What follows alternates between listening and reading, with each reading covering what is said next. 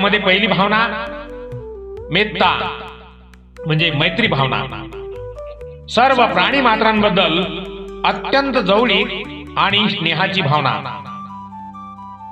भावना जसा मी आहे तसे इतरही आहेत, जसे मला सुख हवे आहे तसे इतरांनाही हवे आहे।